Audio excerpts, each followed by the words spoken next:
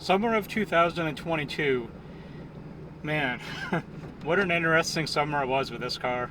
Overall, I would say this was the best and biggest improvement year as a whole for the car. There was a lot of things that changed with it, a lot of things that got improved, and overall, it's in a much, much better place than where it was just the year before. As a lot of you know, the debacle that happened last summer with this car being gone pretty much all summer, and I really didn't have that much time with it.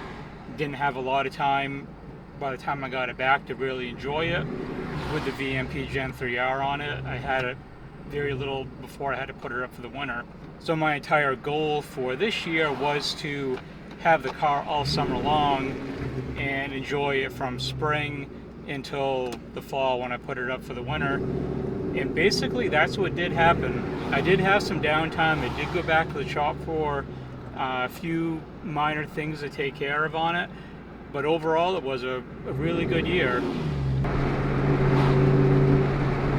One of the real early things that I had done early in the springtime was I had it brought to the shop, had the 26 spline input shaft done, had the RTX clutch put in, new clutch cable, new pilot bearing, new throw bearing, new clutch fork, new pivot ball. So all that was done.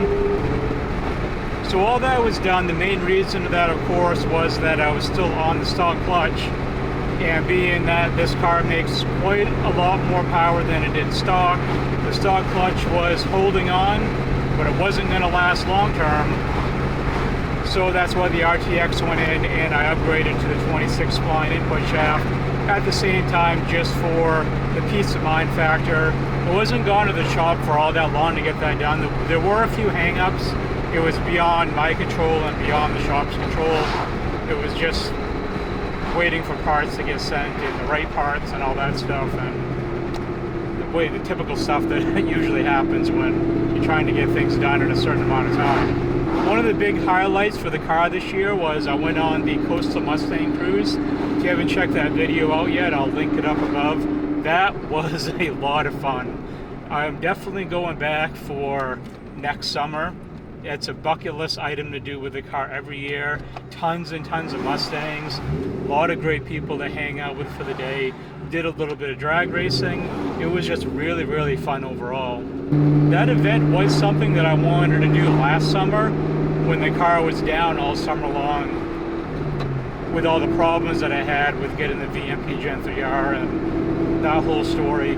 That was one of the events that I missed that I really wanted to go to.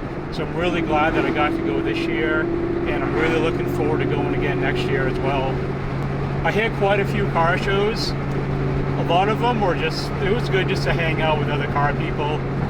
Some friends of mine, some people that I know from the channel, just talking to new people in general. It's always a good time to do stuff like that. I didn't really win anything. It's kind of my goal is to try to maybe at some point start pulling some trophies with this car. But as it stands to now, I'm still losing out to S550 Mustangs, 2012 GTs, and I can't wrap my head around that. That blows my mind, but I guess that's what happens when you have people judging car shows that don't know what it is that they're looking at. We got to do some off-the-track racing in Mexico with the car, with a few different cars. One of them I did get on video. That was racing the 392 SRT Challenger, and I'll link that up above as well if you haven't seen that video yet. Another one was just some ricey import that I happened to come across on my way into work one morning when I brought the Cobra in. That was fun, but it was more of a life lesson for him more than anything. And as of more recent events, I mean, all that's awesome, good, positive stuff, but not everything went the way I wanted it to. Some things took a bad turn, one of those being that I did lose my alternator. I don't mean lose it as it fell off the car, I mean I killed it, which is typical for these cars. I think what did it was that race with the 392 Challenger. I did some pretty hard pulls with it, and I think that's pretty much what did it in, because the next time I drove it after that, the voltage dropped right down to 11, 10 volts, and I pretty much knew that that stock alternator had seen its last day at that point. But luckily I had a replacement alternator already. I had a KMJ.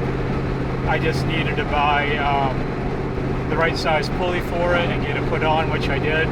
So that happened just recently. So now I'm, out driving the car again, which is great. So I'm enjoying it for the last part of the summer, going into fall, before it goes to the shop for the winter for all the upgrades to get done for next spring. So overall, a really good year with the car.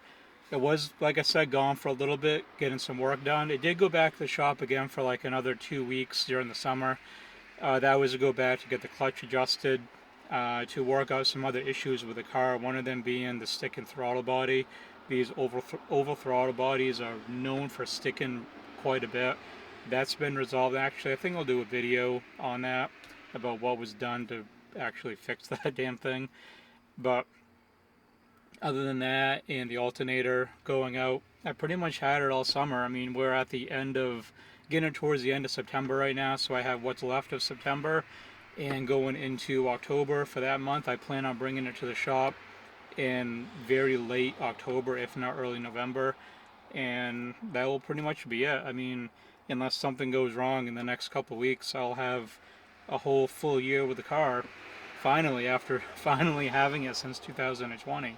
Because when I bought it in 2020, it was in August, so I got it in mid-August, so August, September, October. It went up in November, and then the following year is when the VMP went on. I was gone all summer long with all the problems that happened. So this was the first, summer that I really got to enjoy the car from beginning to end, and it was nice for once to really be able to enjoy the car after buying it and doing all these mods to it, and building it and getting it to the point of where I want to actually being able to enjoy it. But when it goes off to the shop for this winter, there's a lot of stuff being done that's being covered in a video, if I haven't already put it out yet, and if I did, I'll link it. If I don't link it up top, then look out for that video coming out down the road. But that will conclude this video. Overall, no complaints. Like, out of all the things that could have gone wrong that didn't, I'll call it a successful, really good summer with the car. So I'm hoping that this will be a continuing trend. When it does go to the shop for the winter, it's pretty much staying at his personal house. It's not going like to the shop. He's taking it at his house to work on it throughout the winter, so he can, pick away at it. So it's pretty much going to be there all winter, and then it's going to be brought to the dyno in the spring, or when it's all wrapped up to get re-dynoed again with all the mods being done, which I'll have that video out soon if it's not out already. But that's it, everyone. If you're new here, if you want to jump on the channel and subscribe, that would be great. Do all kinds of Cobra stuff and Ford Bronco stuff, even though I haven't done as much with that lately. But there is some Bronco stuff from time to time. And if you enjoyed the video, throw it a like. It's greatly appreciated. It does help the channel grow, and helps me to get the motivation to do more videos, stuff like that.